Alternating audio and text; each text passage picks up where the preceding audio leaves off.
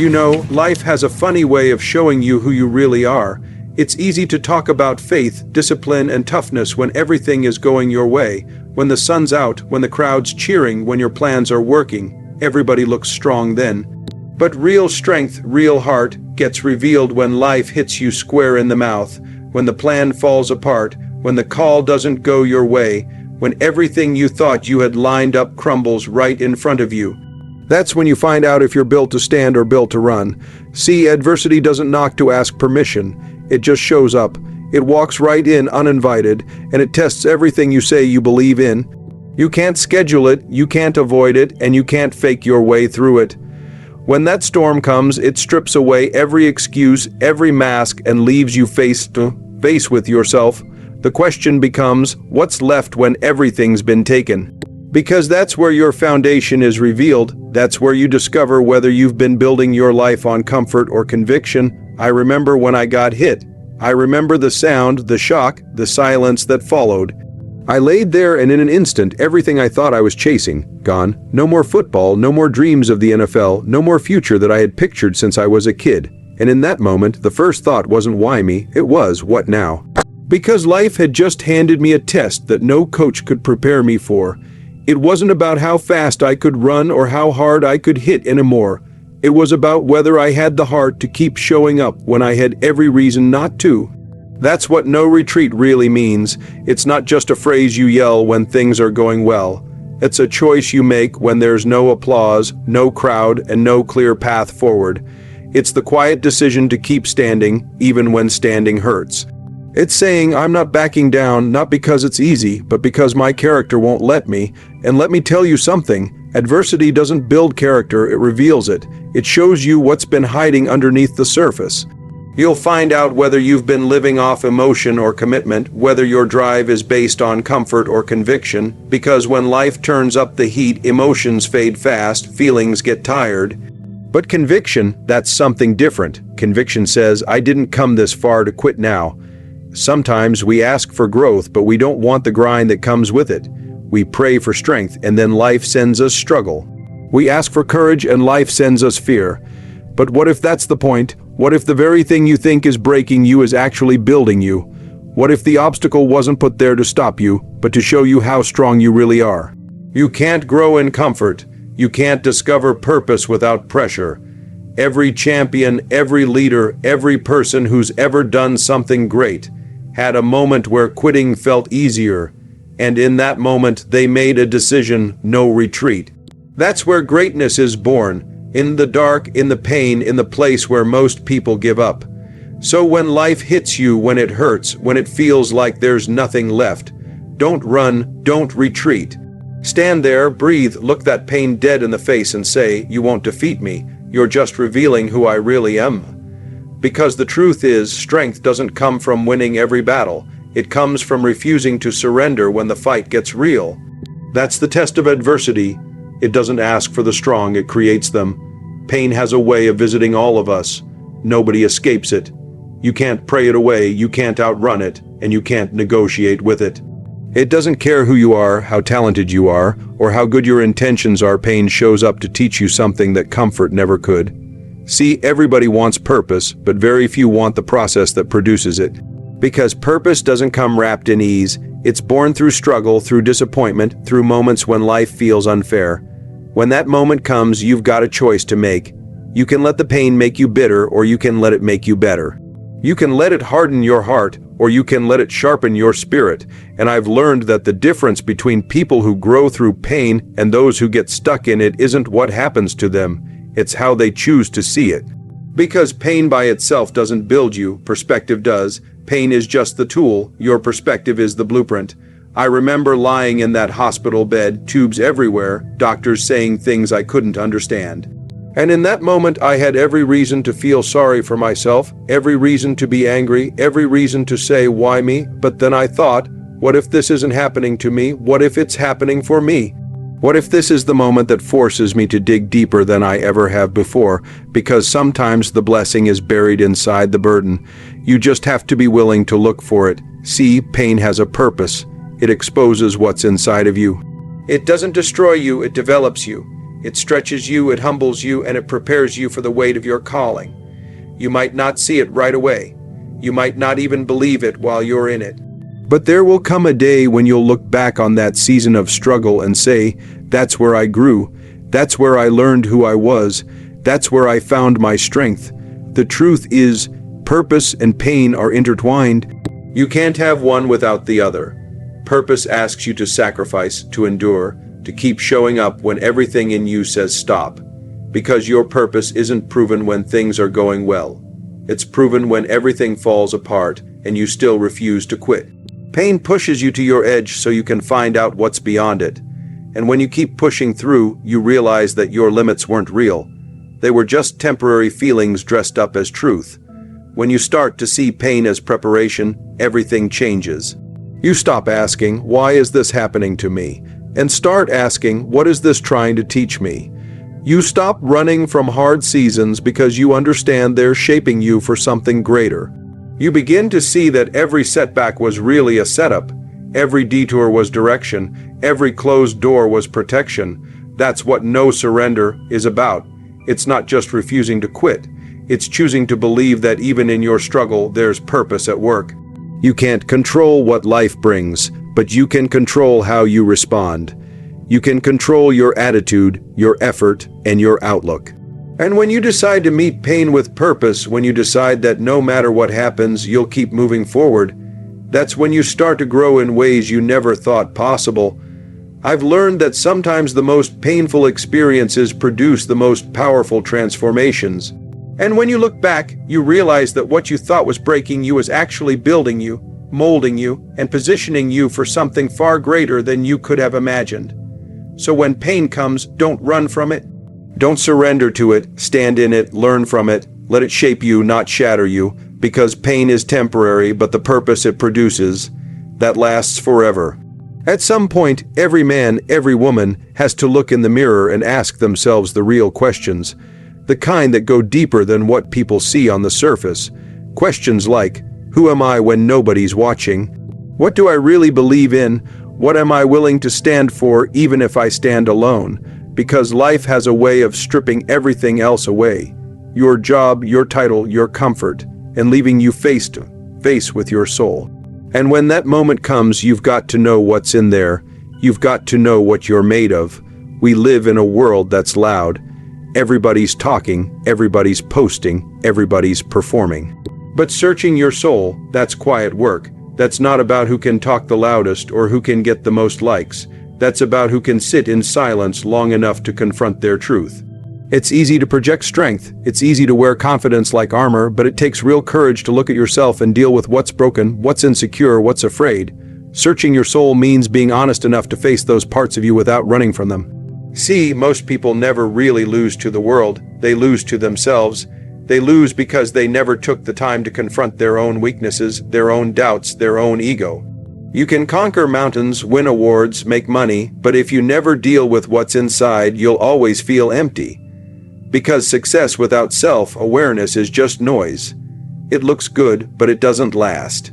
True strength starts on the inside. It's built in the dark, in the moments when you're wrestling with who you are and who you're becoming. When I was lying in that hospital bed, I couldn't move my right arm. I couldn't play football anymore, and for the first time I had to ask myself, if I can't do what I love, who am I? Because I had built my identity on something that could be taken away. And when it was gone, I had to search my soul to find something deeper, something that couldn't be touched by injury, circumstance, or disappointment. That's when I learned that who you are is not what you do. Who you are is what's left when everything else is stripped away. Searching your soul means you stop blaming people, stop pointing fingers, stop waiting for somebody to fix you. It means you take ownership of your attitude, your choices, your growth.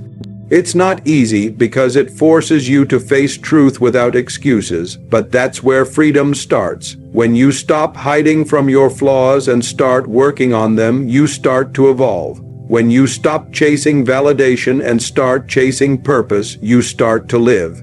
And here's the thing, searching your soul isn't a one-time thing. It's a lifelong process, because every new level of life will challenge a new part of you.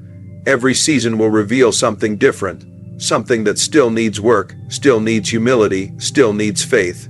But the people who keep growing, the ones who keep becoming, are the ones who never stop searching. They stay honest with themselves. They stay accountable to the mission.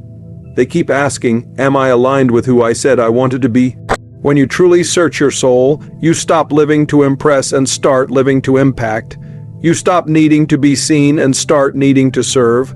You stop chasing success and start chasing significance. That's when you start walking in purpose. Not because of what you can gain, but because of who you're becoming in the process. So before you conquer the world, conquer yourself. Before you demand change from others, demand truth from your own heart. Because the greatest victory you'll ever win isn't over an opponent, a challenge, or a circumstance. It's over the part of you that's been holding you back. At some point in life, you've got to decide what you're really living for. Not what looks good, not what feels good, but what actually matters, because comfort will call your name every single day. It'll tell you to take it easy, to play it safe, to settle for just enough. But legacy, that's different. Legacy whispers to your soul when the lights are off and nobody's around. It says, make it count. It says, don't waste the gift. It says, leave something behind that can't be erased. See, I learned early that comfort and purpose don't live on the same street. You can't chase comfort and expect to fulfill your calling. One will always cancel out the other, because comfort keeps you where you are, but purpose pulls you into who you're meant to become. And that journey, man, that journey's not easy. It's lonely sometimes. It's filled with sacrifice, with moments where nobody claps, where you give everything and still feel unseen. But that's where legacy is built, not in the spotlight, but in the shadows. Not in the moments of applause, but in the moments of perseverance. There was a time when I thought life was about achievement, how much I could accomplish, how high I could climb, how far I could go. But the moment everything changed, the moment I lost what I thought defined me, I realized something deeper. Life isn't about what you get, it's about what you give. It's not about building a name that people remember, it's about building a life that makes people better. Legacy isn't something you leave for people, it's something you leave in people. It's the impact that outlives you. When you start living for something bigger than yourself, your whole mindset shifts. You stop asking, what can I get? And start asking, what can I give? You stop focusing on what you've lost and start appreciating what you still have to offer. You start to realize that every day you wake up with breath in your body, you have purpose. You have influence. You have an opportunity to make somebody's life better through your work, your words, your example, your consistency. Legacy isn't built overnight. It's built in the daily decisions, how you treat people, how you respond under pressure, how you carry yourself when nobody's watching. It's built in those moments when quitting would be easier, but you choose discipline. It's built when you show up tired, frustrated, or broken, and still give your best. That's the kind of stuff that lasts. That's what people remember, not the trophies, not the headlines, but the heart behind the hustle. We live in a generation that celebrates what shines but forgets what sustains. It's easy to look successful and still feel empty, but fulfillment, that comes from service. It comes from aligning your life with something that's bigger than you. When you live with purpose, when you commit to something greater than your own comfort, you start to experience a different kind of peace, because purpose gives pain meaning. It gives your struggle direction. It turns your work into worship, and here's the truth. The world doesn't need more people chasing fame. It needs more people chasing faithfulness, people who stay the course when it's hard, people who choose integrity over image, people who love deeply, serve quietly, and live intentionally. That's how you build a legacy worth remembering, not by being perfect, but by being consistent. So don't spend your life chasing comfort. Chase conviction. Don't live just to be known, live to make a difference, because when your time here is done, nobody's going to care how easy your life was. They're going to remember how you made them feel, how you lifted them up, how you stood when life tried to break you. That's the legacy that never fades. There's something powerful about a person who refuses to break. Not because life didn't hit them, not because they didn't feel the pain, but because they made a decision deep down that no matter what happens, they won't bow, they won't fold, they won't surrender. That's resilience. It's not about being perfect or pretending that everything's fine. It's about standing tall in the storm when everything around you says fall. It's about showing up again and again, even when you don't feel like it, even when you're tired, even when you don't see the results yet. Life will test that in you. It's not a matter of if, it's a matter of when. The storm always comes. The question is never, will I face something hard? It's always, who will I be when I face it? Because storms don't always show up to destroy you. Sometimes they come to strengthen you. Sometimes they're there to reveal the roots you didn't even know you had. Everybody looks strong when the sun's shining, but resilience is built when the rain falls, when the wind howls, when you've got every reason to walk away. But you stay. There was a point when I didn't know what tomorrow looked like. The pain was real, the fear was real, the uncertainty was real, but I made a choice. I said, I might not be able to control what happened, but I can control how I respond to it. Because resilience starts right there, with the decision that your response will be stronger than your reality.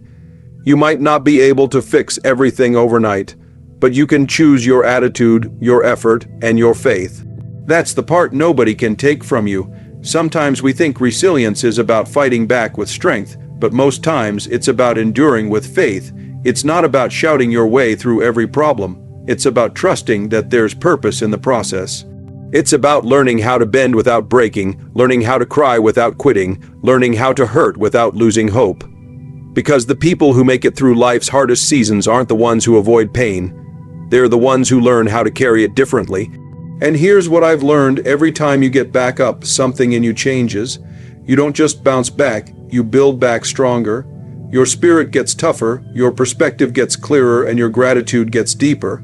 You start to understand that every storm you've survived prepared you for the next one, and one day you wake up and realize you're not the same person you were before it all happened. You're wiser, you're stronger. You're anchored, but resilience doesn't grow in isolation.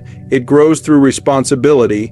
You've got to make a commitment to yourself that no matter how hard it gets, quitting is not an option. You've got to stop waiting for perfect conditions because they don't exist. Sometimes you just have to move forward in the rain. You've got to trust that if you keep walking, the ground will rise to meet your feet. If you keep believing, the light will eventually break through the clouds. That's what no retreat, no surrender really means. It's not just a slogan, it's a lifestyle. It's a mindset that says, you can knock me down, but you can't keep me there. You can take the dream, but you can't take my drive. You can wound me, but you can't win over my will.